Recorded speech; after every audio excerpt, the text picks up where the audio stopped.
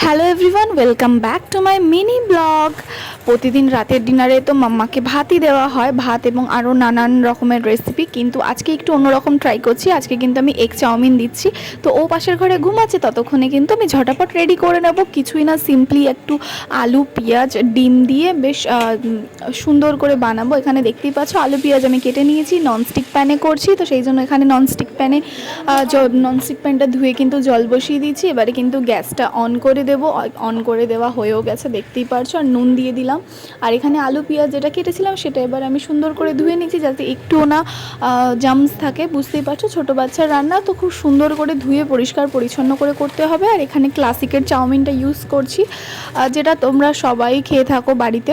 তো সেটাই এখানে সিদ্ধ হয়ে গেছে। এবার আবার গিয়ে এটা জলটা ঝরিয়ে নিলাম। এবার এখানে প্যানটা গরম হচ্ছে, আর আমি কিন্তু এখানে ইমামি হেলদি অ্যান্ড টেস্টির যে রিফাইন্ড অয়েলটা সেটা ইউজ করছি। তেল গরম হওয়ার সাথে সাথে এখানে আলু দিয়ে দিয়েছি।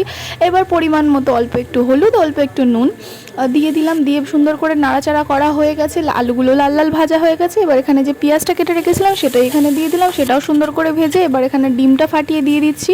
দিয়ে দেওয়ার পর খুব সুন্দর করে এটাকে কিন্তু নাড়িয়ে চাড়িয়ে নিয়ে, দেখতেই পারছো। এবার আমি চাউমিন যেটা সেদ্ধ করা ছিল সেটা আমি এখানে দিয়ে দিলাম।